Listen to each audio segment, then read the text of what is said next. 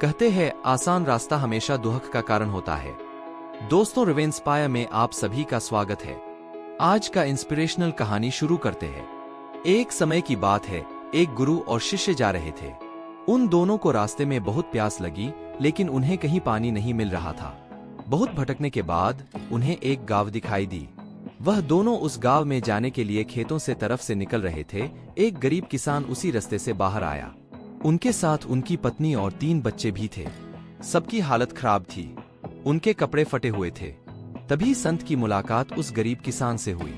गुरु ने कहा, हमें प्यास लगी है, क्या हम दोनों को पीने के लिए जल मिलेगा? गरीब किसान ने आदर के साथ उन्हें पानी दिया और दोनों की प्यास बुझाई। गुरु ने देखा था इस किसान के पास तो इतनी जमीन है, लेकिन ये बिल्कुल बंजर है। यह क्यों इस जमीन पर मेहनत नहीं करता? रात बहुत हो गई थी, इसलिए किसान ने दोनों को रात में अपने घर विश्राम करने को कहा। संत किसान के घर जाने को मान गए। फिर किसान का हाल देखकर गुरु बोले, तुम्हारे पास इतनी जमीन है, फिर तुम इसमें खेती क्यों नहीं करते? किसान बोला, गुरुजी मेरे पास एक भैंस है, वही दूध बेचकर हम अपना गुजारा चला लेते हैं, तो फिर खेत पर काम करने की क्या जरूरत है?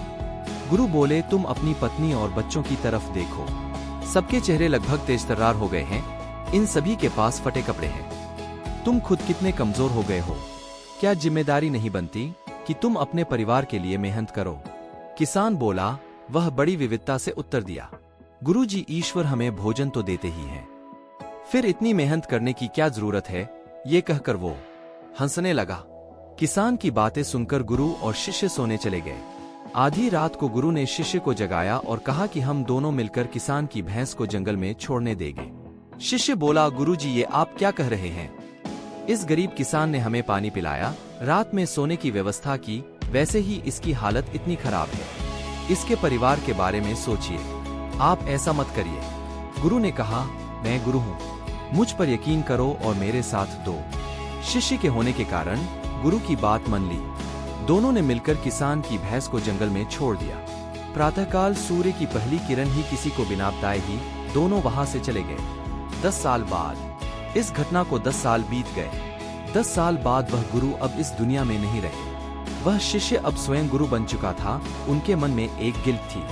10 साल पहले एक गरीब किसान को संकट में डाल दिया गया था, इसलिए वह किसानों का हाल देखने चले गए। पर वह वहां झोपड़ी नहीं था, बल्कि एक सुंदर सा घर था और लहराते हुए खेत थे। यह देखकर उसे लगा कि शायद अब वह यहाँ से चला गया होगा। उसकी गिल्ट और बढ़ गई।